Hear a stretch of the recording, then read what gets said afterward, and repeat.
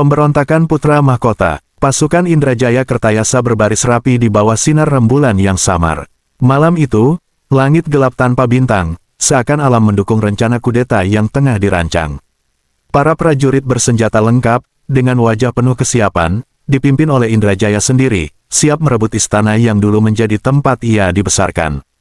Ketika mereka mendekati gerbang istana yang menjulang tinggi, deretan penjaga istana yang waspada segera melihat pergerakan mencurigakan tersebut.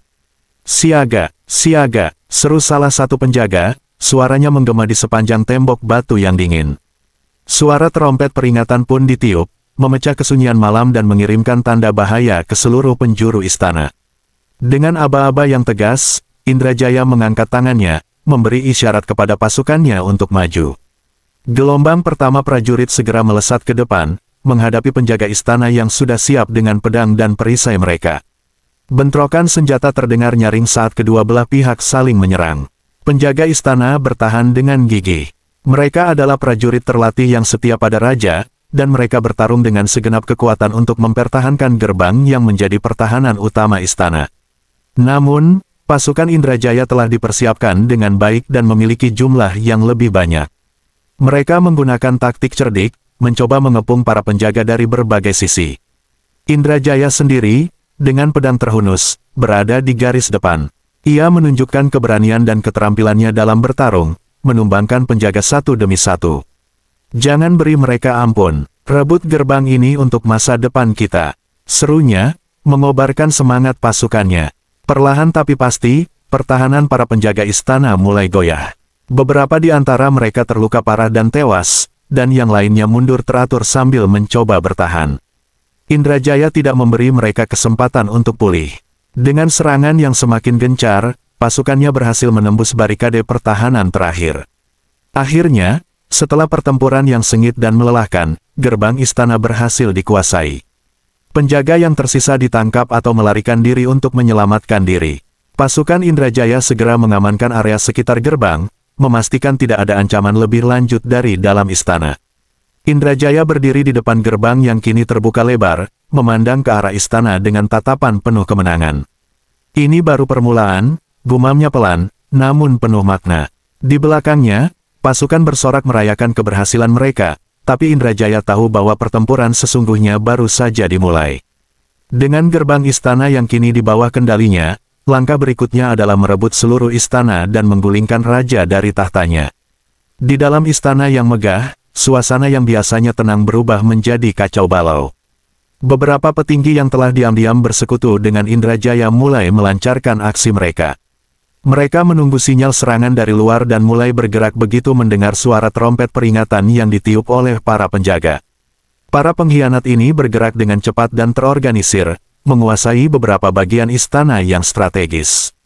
Mereka mengenali setiap sudut dan lorong istana, memanfaatkan pengetahuan mereka untuk menyerang pasukan yang setia kepada raja. Di aula utama, tempat para petinggi biasa berkumpul, suasana berubah menjadi medan pertempuran.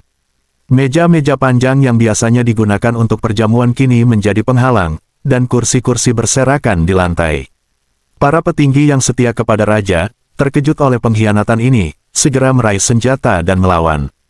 "Untuk raja dan kerajaan," teriak salah satu petinggi yang setia, mengayunkan pedangnya dengan penuh semangat. Namun, para pengkhianat juga tidak kalah bersemangat. Mereka bertekad untuk menggulingkan pemerintahan yang mereka anggap tidak adil.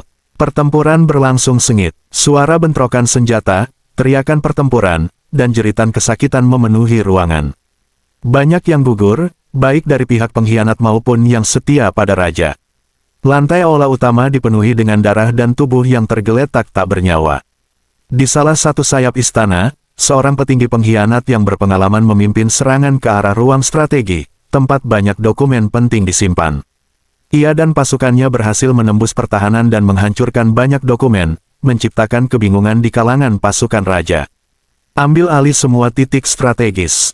Jangan beri mereka kesempatan untuk kembali menyerang," perintah petinggi pengkhianat itu kepada anak buahnya. Sementara itu, di dekat kamar pribadi raja dan ratu, seorang petinggi lain yang berpihak pada Indrajaya berhasil masuk dengan beberapa pengikut setianya.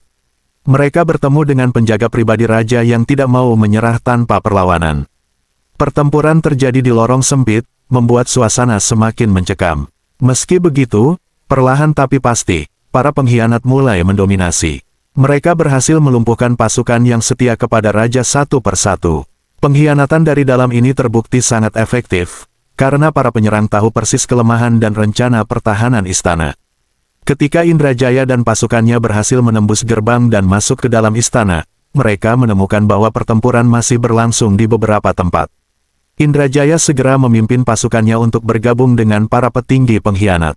Dukung mereka, kita harus segera menguasai seluruh istana. Perintah Indrajaya dengan suara lantang. Bersama-sama, mereka berhasil melumpuhkan sisa-sisa perlawanan dari pasukan yang setia pada raja. Namun, pertempuran tersebut memakan banyak korban di kedua belah pihak. Darah mengalir deras, mengotori lantai marmer yang indah, sementara suara pertempuran akhirnya mulai mereda. Setelah pertempuran yang melelahkan, Indrajaya berdiri di tengah aula utama yang kini dipenuhi mayat. Dengan napas terengah-engah, ia menatap para pengkhianat yang tersisa dan para prajuritnya yang masih hidup. Kita telah memenangkan pertempuran ini, ujarnya. Namun, perjuangan kita belum selesai. Kini saatnya kita mengambil alih kekuasaan sepenuhnya. Dengan semangat yang kembali menyala, Indrajaya dan sekutunya bersiap untuk langkah berikutnya dalam rencana kudeta mereka. Istana yang dulu megah kini berubah menjadi medan perang yang suram.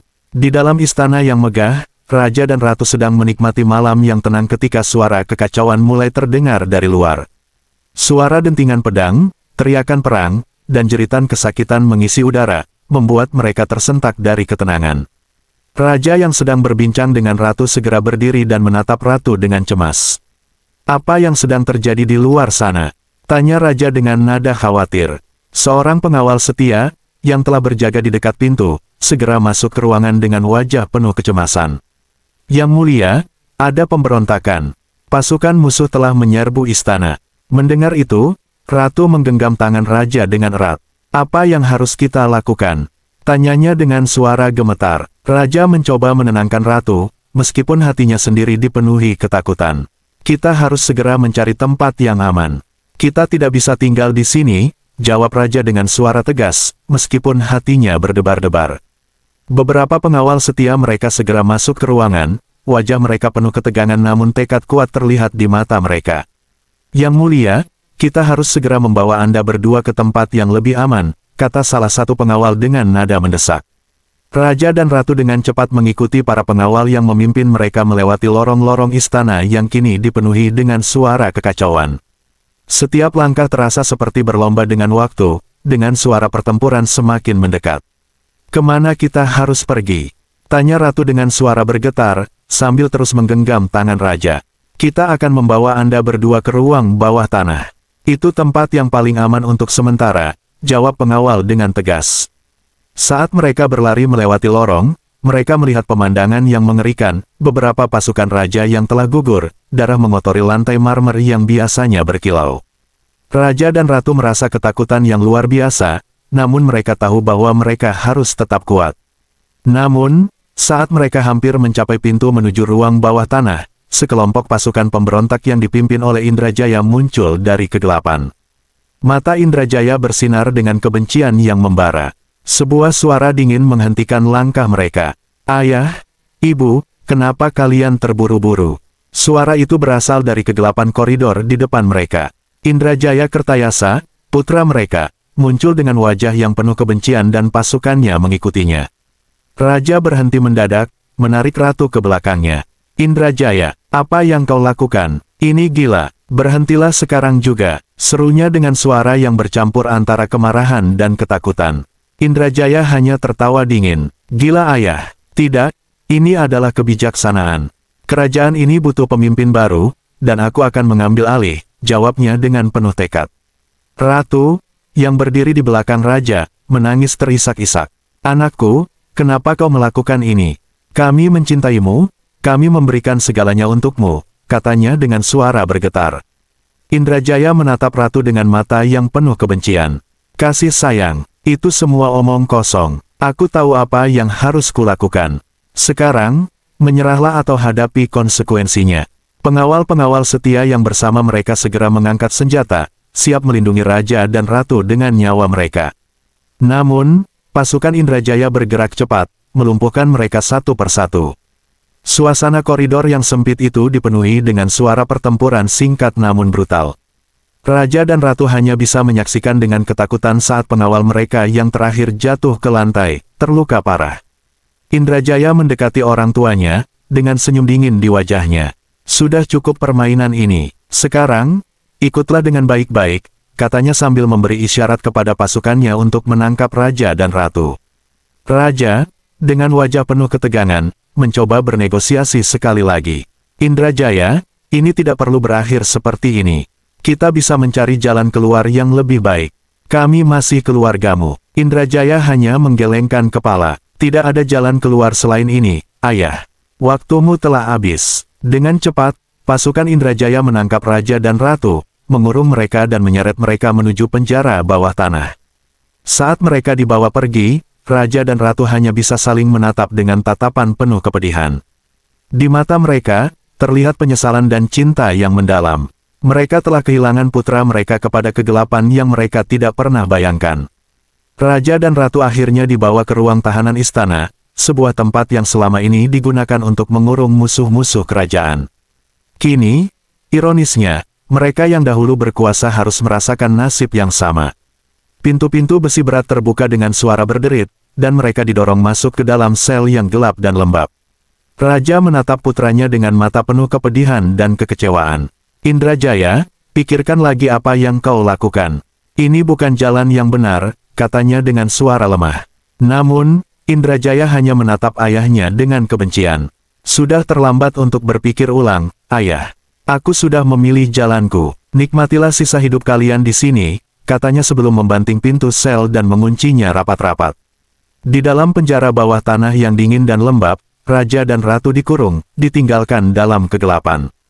Kita harus kuat, bisik Raja kepada Ratu, meskipun hatinya sendiri hancur. Ratu mengangguk, menggenggam tangan Raja dengan erat. Aku tahu, kita harus bertahan demi kerajaan ini. Namun, mereka tahu bahwa masa depan mereka kini sangat suram. Indrajaya, putra mereka yang pernah mereka banggakan, kini menjadi ancaman terbesar bagi kerajaan yang mereka cintai. Setelah memastikan Raja dan Ratu terkunci dengan aman, Indrajaya kembali ke aula utama untuk mengoordinasikan pasukannya. Suasana istana yang dulunya penuh dengan kemegahan dan kehormatan kini dipenuhi dengan ketegangan dan ketakutan. Prajurit-prajurit yang masih hidup berusaha membersihkan kekacauan, tetapi bayangan pertempuran masih terasa di setiap sudut. Indrajaya Kertayasa segera mengumpulkan semua petinggi yang masih setia kepada Raja. Di aula utama, yang kini menjadi pusat komando bagi pemberontak, satu persatu petinggi yang loyal kepada Raja diarak masuk dengan tangan terikat dan wajah yang dipenuhi dengan ketakutan serta ketidakberdayaan. Aula utama istana, yang dulunya penuh dengan kemegahan dan kebanggaan, kini dipenuhi oleh prajurit dan petinggi yang setia pada pemberontakan Indrajaya. Mata mereka tertuju pada para petinggi setia yang berdiri di tengah aula dengan kepala tertunduk. Suasana mencekam, setiap detik berlalu seolah-olah membawa beban yang semakin berat. Indrajaya berdiri di depan kerumunan, wajahnya dingin dan tak menunjukkan belas kasihan. Hari ini, kita menyaksikan akhir dari era lama dan awal dari era baru, katanya dengan suara lantang yang menggema di seluruh ruangan. Mereka yang mengkhianati rakyat dengan kesetiaan buta kepada tirani akan menghadapi konsekuensi dari tindakan mereka. Prajurit-prajurit pemberontak segera melangkah maju, membawa pedang yang runcing. Para petinggi yang loyal kepada Raja dipaksa berlutut di depan kerumunan, satu persatu. Suara erangan dan tangisan putus asa terdengar, namun tidak ada belas kasihan yang ditunjukkan oleh Indrajaya dan pasukannya. Dengan isyarat dari Indrajaya, eksekusi dimulai. Pedang-pedang diayunkan, dan satu persatu kepala para petinggi setia jatuh ke tanah. Darah mengalir di lantai marmer, menciptakan pemandangan yang mengerikan dan mengingatkan semua orang akan kekejaman kudeta ini. Prajurit dan petinggi yang setia pada pemberontakan menyaksikan pemandangan tersebut dengan berbagai reaksi. Beberapa menatap dengan dingin, merasa puas dengan berakhirnya kekuasaan lama. Yang lain merasa cemas dan takut, menyadari bahwa mereka kini menjadi bagian dari rezim yang tak segan-segan menggunakan kekerasan untuk mempertahankan kekuasaan. Setelah eksekusi selesai, Indrajaya melangkah maju, menginjak tanah yang kini berlumuran darah. Inilah nasib mereka yang berani menentang kita, katanya dengan tegas. Dan inilah masa depan kita, kerajaan yang dipimpin dengan tangan besi, di mana keadilan dan kekuasaan berjalan seiring. Prajurit-prajurit pemberontak bersorak, mengangkat pedang mereka sebagai tanda dukungan. Setelah berhasil menguasai istana dan menyingkirkan semua yang setia pada raja sebelumnya, keesokan harinya Indrajaya berdiri di hadapan seluruh rakyat. Dengan pakaian yang megah dan diapit oleh para pengikut setianya, dia menjelaskan dengan tegas bahwa era baru telah dimulai. Wajahnya yang penuh kepuasan terpancar. Dengan ini, saya, Indrajaya Kertayasa, mengumumkan bahwa saya adalah penguasa baru dari kerajaan ini. Serunya dengan suara yang menggelegar. Semua yang telah bersama saya dalam perjuangan ini akan diangkat sebagai pejabat tinggi di kerajaan baru ini. Kami akan memulai masa depan yang lebih baik bagi semua rakyat. Rakyat, yang sebagian besar terkejut dengan perubahan ini, mulai merasakan dampaknya secara perlahan.